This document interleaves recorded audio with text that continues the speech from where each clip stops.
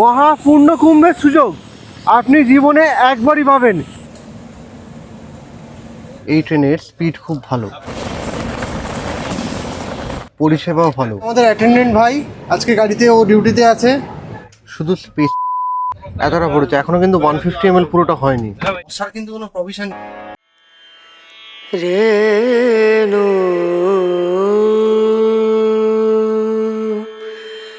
রেনা। জানুয়ারি 2025 আজকে যাত্রা শুরু আমার শহর বালি থেকে। 5 টাকা খরচ করে প্রথমে পৌঁছালাম শিয়ালদহ স্টেশনে। গুড ইভিনিং, নমস্কার। আমি অভিক, আপনাদের হোস্ট। আর ট্রাভেল ডেস্টিনেশন উইথ অভিক পরিবারের পক্ষ থেকে একটা সম্পূর্ণ নতুন ব্লগে আপনাদের প্রত্যেককে স্বাগত। অনেক দিন ধরে চ্যানেলে ট্রেন ব্লগ আসছিল না, তো আজকে একটা ডেডিকেটেড ট্রেন ব্লগ করব।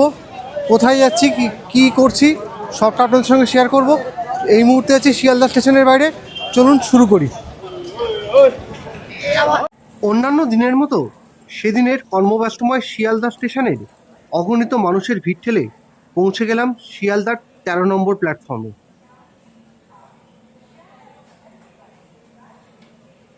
আর এবারেই আমরা প্রথমবার শিয়ালদহ স্টেশন থেকে যাত্রা করছি।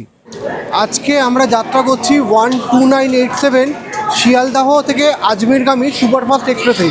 আর এখান থেকে শিয়ালদহ থেকে এলাহাবাদ পর্যন্ত আমরা কভার করব মোট 820 কিলোমিটার। আর এক্ষেত্রে আমাদের পড়বে শিয়ালদহ এবং এলাহাবাদকে ধরে, মানে প্রয়াগরাজ জংশনকে ধরে মোট 15টা ইন্টারমিডিয়েট স্টেশন।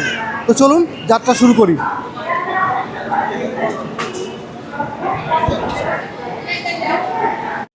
আর এই যাত্রাপথে আমার আজকের সঙ্গী অর্পিতা।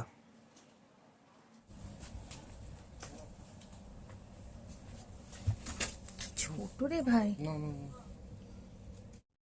এবারে যাত্রাপথে আমাদের কোচ হচ্ছে M1 এসি ইকোনমি কোচ। কোনোদিন এর আগে আমি চাপিনি ইকোনমি কোচে, তবে এখন অব্দি যতটুকু দেখছি তাদের স্পেস কিন্তু থার্ড এসির থেকে অনেকটাই কম, যদিও ভাড়াটাও কম। আর আমাদের বাস হচ্ছে 25-26 লোয়ার আর মিডিল। নর্মাল 3 টায়ার এসিতে মিডিল বার্থে তাও বসা যায়, কিন্তু স্পেস ছোট আর আমার হাইট বেশি হওয়ার কারণে অনেক চেষ্টার পরেও ঠিকভাবে বসতে পারলাম না। যখন ভাড়ার কথা ভাবলাম তখন 1105 টাকায় এসিতে যাব 820 কিলোমিটার রাস্তা, এটা ভেবেই মন কিছুটা শান্ত হলো। আমাদের অ্যাটেন্ডেন্ট ভাই আজকে গাড়িতে ও ডিউটিতে আছে। ঘড়িতে কাঁটায় কাঁটায় 10:55 শিয়ালদা স্টেশন থেকে যাত্রা শুরু করলো 12897 শিয়ালদা আজমের সুপারফাস্ট এক্সপ্রেস।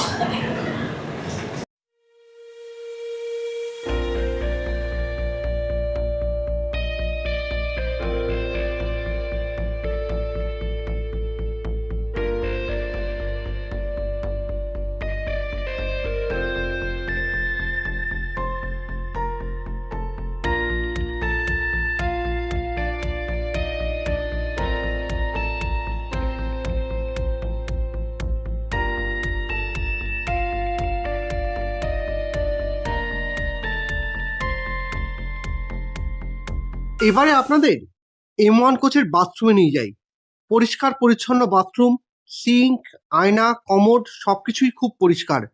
ফ্লাশ যদিও তখন কাজ করছিল না, পরে বলাতে ফ্লাশটাও ঠিক করে দিয়েছিল।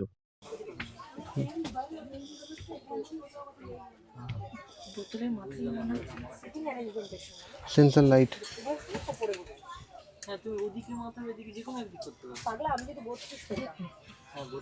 ওটা হোল্ডার।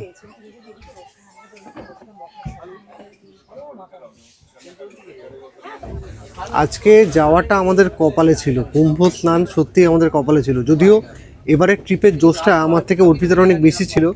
ও বলেছিল টিকিট হোক না হোক, স্লিপারেই হোক, এসি ইকোনমিতে কেটেছো সেটাতে হোক, বা জেনারেল হোক, আমি কিন্তু যাবই। যাই হোক, টিকিটটা আমাদের হয়েছে এসি ইকোনমিতেই হয়েছে। স্লিপারের টিকিটটা যে কারণে ক্যান্সেল করে দিয়েছিলাম তার আগে, যেহেতু ওয়েটিং 1-2 ছিল। তো ব্যাগটা প্যাক করেছে কিন্তু 7টা থেকে 8:45-র মধ্যে, মানে 45 মিনিট অ্যাকচুয়ালি ব্যাগ প্যাকিং হয়েছে। আর থার্ড যেটা ব্যাপার, বালি হল্টে যখন আসি তখন এসে কিন্তু ট্রেন ডিলে, তো কখন পৌঁছাবো এটা নিয়েও একটা টেনশন ছিল। যাই হোক, সমস্ত কিছু এখন অবধি খুব স্মুথ চলছে, এটাই একটা ব্যাপার। ট্রেনে ওঠার পরেই অর্পিতার মনে অনেক প্রশ্ন জেগে ওঠে। সেগুলো কিরকম আপনারাও একটু শুনে নিন। এই ট্রেন কি স্পেশালি এটার জন্য তৈরি হচ্ছে? কুম্ভের জন্য এত ছোট নাকি বরাবরই ছিল? এসি ইকোনমি কোচ তো অনেক দিন ধরেই আছে। এসি ইকোনমি কোচ আমরা বেসিক্যালি যাতায়াত করিনি কোনো দিন, এই প্রথমবার। আমি তো এর আগে কোনো দিন উঠিনি, ফলে তবে দেখেছিলাম ভিডিওতে, কিন্তু এতটা স্পেস কম এটা কিন্তু আমার কখনো মনে হয়নি ভিডিওতে দেখে। বাট আজকে প্র্যাকটিক্যালি উঠে দেখছি সত্যি স্পেসটা খুব কম। কুম্ভ মেলা যদি হারিয়ে যায়, কুম্ভ মেলায় হারিয়ে যাওয়ার কিছু নেই, ঠিক আছে। মোবাইল মোবাইল তোমার কাছেও আছে, আমার কাছেও আছে। BSNL ভাই সাব নেই লাগেগা। ও ভাই সাহেব, বিএসএনএল বলে তুমি চাপ খাচ্ছ? আমার তো রেয়ার রেয়ার জায়গায় ফোন লাগে, আর কমন জায়গাগুলোতে ফোনই লাগে না না না, আশা করি অসুবিধা কিছু হবে না, নেটওয়ার্ক যেমন নিশ্চয়ই থাকবে না, তো টেনশন ফোন চার্জ কিসে দেবো? টেন্টে চার্জার আছে। টেন্টে চার্জিং সিস্টেম দেবে বলেছে ওরা, যতটুকু আমার সঙ্গে কথা হয়েছে। কিরান উৎসবের মতন টেন্ট? না না, রান উৎসবের মতো অত হাইফাই কোয়ালিটির টেন্ট না। রান উৎসবে একদিনে টেন্টে খরচা ছিল 12,000 টাকা। আর এই ব্যাগ তো আমরা কম নিয়েছি, কিন্তু এই ব্যাগ কি চাগিয়ে চাগিয়ে সব জায়গায় নিয়ে যেতে হবে নাকি? দেখি আগে কি ব্যবস্থা হয় না হয়, যেরকম হবে সেরকম ওই ব্যবস্থা করতে হবে। এখন কিছু পুণ্য করতে গেলে কিছু কষ্ট তো করতে হবে অর্পিতা। পুণ্য পাওয়া যাবে চান করলে? গঙ্গায় স্নান করে নিলাম, ঠিক আছে, পুণ্য করে নিলাম, কিন্তু স্নান করার পর আবার যদি শুরু করি পাপের খাতা। অ্যাকচুয়ালি পুণ্য তো সেরকমভাবে অর্জন হয় না, পুণ্য হয় আত্মসচেতনতার মাধ্যমে, যেটা আমার মনে হয়েছে। অর্পিতার প্রশ্নের উত্তর দিতে দিতে হঠাৎ নজরে পড়লো আমাদের ট্রেন দক্ষিণেশ্বর ঢুকছে, তাই ছিলাম গেটের কাছে। জার্নি করবেন শিয়ালদা আজমির স্পেশালে আর দক্ষিণেশ্বর মন্দির দেখবেন না, এটা তো হতে পারে না। আর দক্ষিণেশ্বরের মন্দিরের উপরে ডেডিকেটেড ব্লগ, এর আগের ব্লগটাই ছিল, আপনারা নিশ্চয়ই অনেকেই দেখেছেন।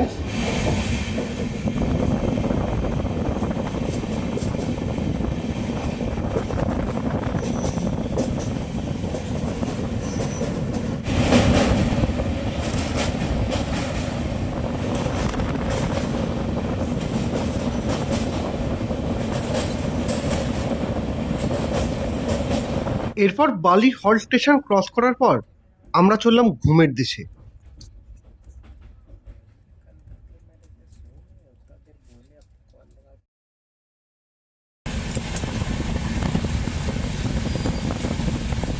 মর্নিং। ঘুমটা কিন্তু কালকে বেশ ভালোই হয়েছে। আর এই মুহূর্তে আমরা পাস করছি হচ্ছে সোননগর জাংশন, এরপরেই হচ্ছে যে ডেইরি অন সোন, সেখানে গাড়ি স্টপেজ আছে। যাই হোক, একটা নতুন সুপ্রভাত, প্রত্যেককে শুভেচ্ছা। একটা নতুন দিন যেন আপনাদের প্রত্যেকের ভালো কাটুক, এটাই ভগবানের কাছে প্রার্থনা করি।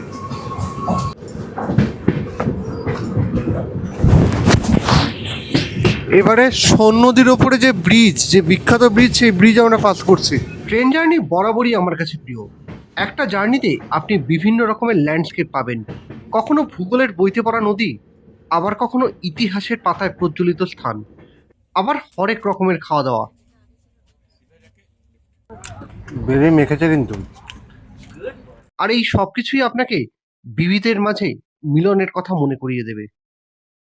শীতের সকালে চা না খেলে ঠিক আমেজটা আসে না, আর অনেকক্ষণ ধরে চা পাওয়া যাচ্ছিল না, যে কারণে ওয়েট করছিলাম কখন চা পাবো কখন চা পাবো। যাই হোক, প্যান্ট্রি থেকে চা পাওয়া গেছে। তো প্যান্ট্রির চা মানে সেটা তো টলটলে জল ছাড়া আর কিছুই না। আর গুড ডে বিস্কুট ছিল, সেটা দিয়ে আপাতত শুরু করি। নাই মামার চাইতে কানা মামা ভালো। 170 ml চা দেওয়ার কথা, এটা হচ্ছে 150 ml বা 170 ml। চা ভরে গেছে কতটা? Half cup. তারপর বলার পর এতটা ভরে গেছে, মানে হাফ ভরেছিল প্রথমে, তারপর এতটা ভরেছে। এখনো কিন্তু 150 ml পুরোটা হয়নি। তো বারবার বলাতেও একটু একটু করে খানিকটা করে ঢালছে আর রেখে দিচ্ছে।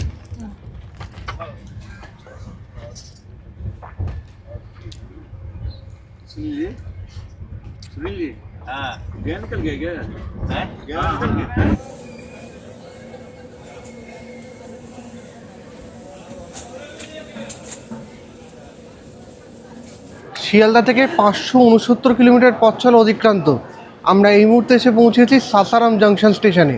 আর সাসারাম কেন বিখ্যাত সেটা তো সবাই জানি, শেঠ শাহের জন্য সাসারাম বিখ্যাত। শেঠ শাহের স্মৃতিসৌধ আছে এখানে, এছাড়াও এখানে আরও অনেকগুলো দেখার জায়গা আছে, সেগুলোর উপর পরবর্তীকালে কখনো ব্লগ বানাবো। যাই হোক, ঠান্ডাটা কিন্তু বেশ জাঁকিয়েই পড়েছে, ঠান্ডাটা বেশ ভালো লাগছে। যদিও আমি খুব একটা কিছু গায়ে দিইনি, কিন্তু যেহেতু ভেতরে ছিলাম, ভেতরে পুরো কমপ্যাক্ট, ভেতরে গরম লাগছে। আর বাইরে বেরিয়েছি 2-3 মিনিটের জন্য, কিন্তু বাইরে বেশ ঠান্ডাই লাগছে। টেম্পারেচার হচ্ছে 13 ডিগ্রি সেন্টিগ্রেড।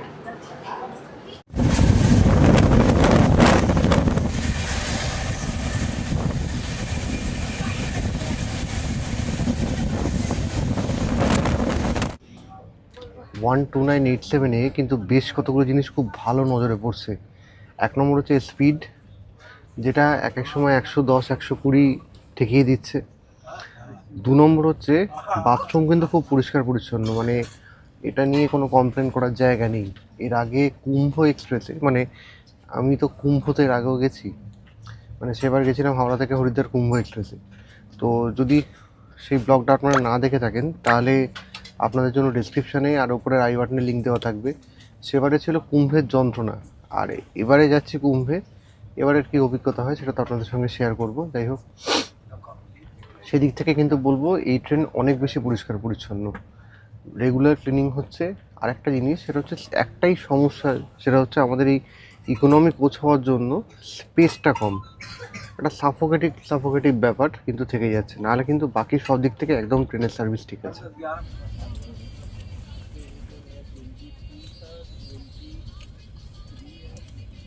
শিয়ালদা থেকে 616 কিলোমিটার পথ চলা অতিক্রান্ত। আমরা এই মুহূর্তে এসে পৌঁছেছি ভাবুয়া রোড স্টেশনে। আর ভাবুয়া রোড তো ওয়াইল্ড লাইফের জন্য বিখ্যাত, আর তার সঙ্গে সিনিক বিউটির জন্য বিখ্যাত।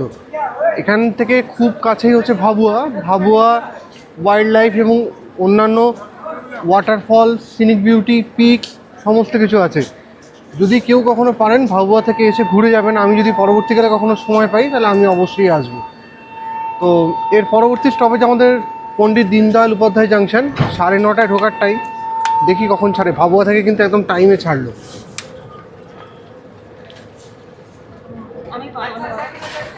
দাঁড়া, একটু দাঁড়াও।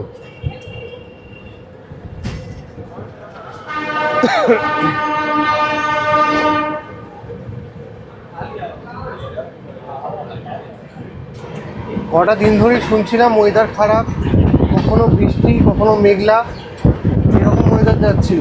যাই হোক, ঠান্ডা যদিও ভালোই আছে, আমাকে দেখে না মনে হতেই পারে, তার কারণ হচ্ছে আমি গেটে দাঁড়িয়ে আছি একটা কালো টি শার্ট পরে। কিন্তু ঠান্ডার প্রকোপটা বেশ ভালোই আছে, আর তার সঙ্গে হচ্ছে ওয়েদারটা কিন্তু খুব পরিষ্কার। ফলে ফটো ভিডিও যাই করবো না কেন আশা করি খুব ভালোই আছে। ঘড়িতে এই মুহূর্তে সকাল 9টা। তো খিদে পেয়ে গেছে, ব্রেকফাস্ট করতে হবে। তো আমরা কিন্তু সকালে একটু স্ন্যাক্স খেয়েছি বাইরে ঠিকই, বাট বাড়ি থেকে আনা ব্রেকফাস্টই করবো। অর্পিতা কালকে বানিয়েছে। তো কড়াইশুটির পরোটা আর তার সঙ্গে আলু চচ্চড়ি। আর খেতে কিন্তু কালকে আমি যতটুকু টেস্ট করেছি একবার, ভালোই লাগছিলো। আজকে দেখি কেমন লাগে।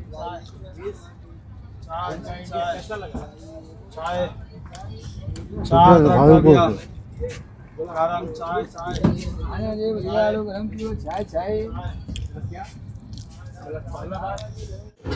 ফাইনালি কিন্তু একদম ঝকঝকে রোদ বেরিয়েছে। সকালে পুরো কুয়াশা ছিল, সেটা আপনাদের সঙ্গে শেয়ার করেছি। মাঝখানে ওয়েদারটা ক্লিয়ার হচ্ছিল, সেটাও তুলে ধরেছিলাম। এবারে দেখুন একদম ক্লিয়ার রোদ। মুঘলছড়ায় ঢোকার আগে জাস্ট আমরা, গাড়ি এই মুহূর্তে 22 মিনিট বিফোর আছে। আর এইখানেই হচ্ছে সামনে পাটনার লাইনের সঙ্গে গয়া লাইনের মিটিং হবে মুঘলছড়ায় ঢোকার আগে। তো সেইটা হচ্ছে ওই লাইনটা। এই পাটনা লাইন আসছে, এদিক থেকে গয়া লাইন যাচ্ছে। দেখুন 750 কিলোমিটার ওদিক থেকে, আর এদিক থেকে কিলোমিটারটা দেখুন 670 কিলোমিটার। মানে ডিস্টেন্সটা কম হয়ে যায় ভায়া গয়া। এই জন্যই এটা হচ্ছে কর্ড লাইন, আর ওটা হচ্ছে মেন লাইন। ফাটাফাটি ঠান্ডা হাওয়া, সলিড লাগছে, সলিড। এই দেখুন অর্পিতাকে দেখুন, আমাকে দেখে কিন্তু ঠান্ডাটা বুঝতে পারবেন না, বাট অর্পিতাকে দেখলে বুঝতে পারবেন। ঠান্ডা আছে প্রচুর হাওয়া দিচ্ছে। রোদ বেরিয়েছে কিন্তু তার সত্ত্বেও হাওয়াটা খুব বেশি লাগছে। তোমার কাছে আছে, তুমি যে পাটনায় বড় হয়েছো, এই ঠান্ডার এত কাবু হয়ে যাবে না। তো পাটটা বড় হয়েছে বলে কি হয়েছে তাতে? ঠান্ডা লাগবে না? ঠান্ডা তো লাগবেই। পাটনা বড় হয়েছে, মেদিনীপুরে পড়াশোনা করেছি, তাতেও আমার ঠান্ডাই লাগে। শীত কাতুরে তো আমি।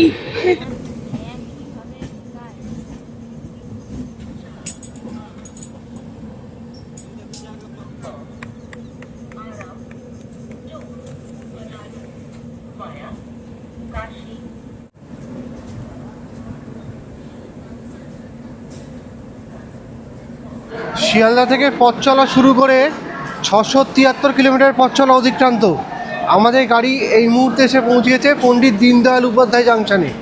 আর এই জায়গাটার তো আগে নাম ছিল, আপনি আমি সবাই জানি, মুঘলসরাই জাংশন। তো তার আগেও শেঠ শাহের আমলে এই জায়গাটার একটা নাম ছিল, সেটা কি নাম ছিল সেটা কিন্তু কমেন্ট বক্সে আমাকে কমেন্ট করে জানাবার অনুরোধ রইল। গাড়ি এই মুহূর্তে 15 মিনিট বিফোর আছে, মানে গাড়ি কিন্তু সত্যি খুব ভালো চলছে, কোনো ডিলে নেই, কোথাও কিছু নেই।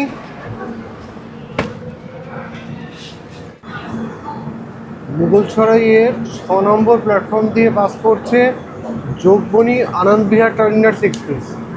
আমাদের গাড়ি এই মুহূর্তে আছে 7 নম্বরে।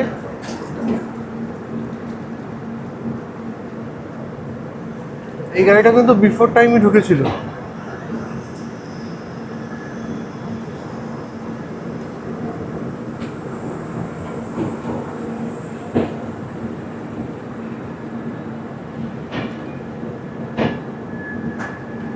ওয়ান 12488।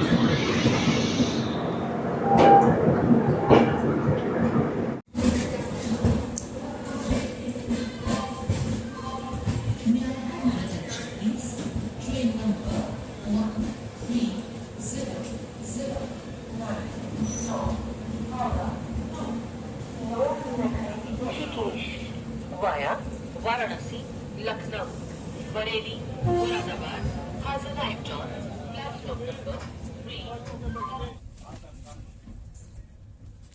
সুবিধা এক্সপ্রেস, সুবিধা পাটনা, পাটনা। ছত্রপতি শিবাজি টার্মিনাস।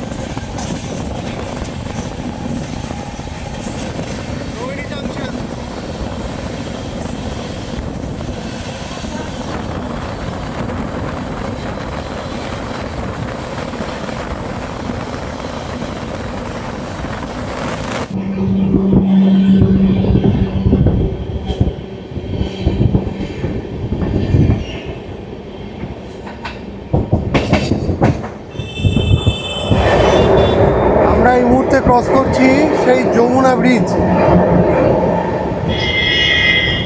ছোটবেলায় যতবার এখানে এসেছি প্রত্যেকবার এই যমুনা ব্রিজ দেখার জন্য একটা অন্যরকম উদ্দীপনা কাজ করতো। আর নিচে হচ্ছে এখানে টেন্ট আছে,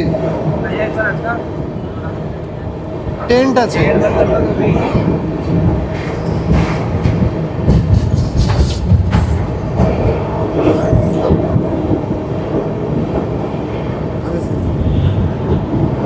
नीचे नौका था उसमें ही गिरेगा।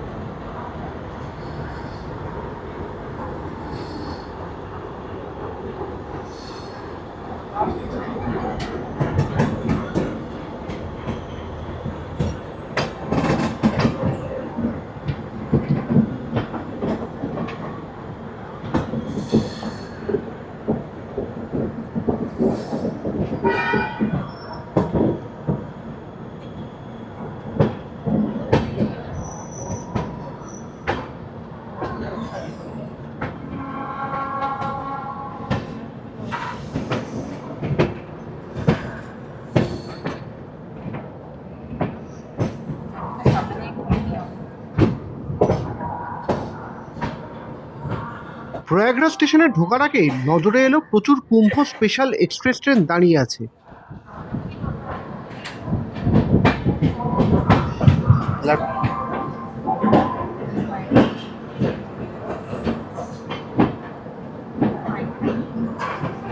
অবশেষে আমরা পৌঁছাতে চললাম প্রয়াগরাজ জংশন স্টেশনে।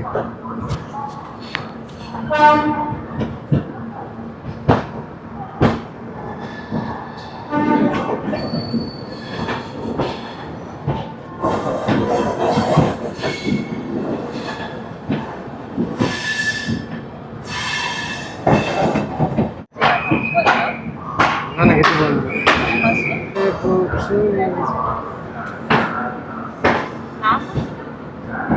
ওর মতো রেলে করা যায় না এখন। না না ও হাসছে। কলকাতা থেকে 820 কিলোমিটার পথ চলা অতিক্রম করে আমরা এই মুহূর্তে পৌঁছালাম মহাকুম্ভের শহর প্রয়াগরাজে। আর আজকের মতো ট্রেন ব্লগটা এখানেই শেষ করছি। এবং একটা কথা শেষ করার আগে বলে যাই, সেটা হচ্ছে যে বয়স্ক লোকেদের জন্য এখানে সমস্ত রকম ব্যবস্থা আছে এবং সেগুলোর চার্জও কিন্তু খুব একটা বেশি না। তাদের জন্য হুইল চেয়ার, ট্রলির ব্যবস্থা, সমস্ত কিছুর ব্যবস্থা আছে। তো এবং এখান থেকে গাড়ির ব্যবস্থা, স্টেশন থেকে আপনাকে বাইরেও বেরোতে হবে না, সমস্ত কিছুর অ্যারেঞ্জমেন্ট খুব সুন্দর করে করা আছে। তো চলুন, দেখা হবে পরবর্তী ব্লগে।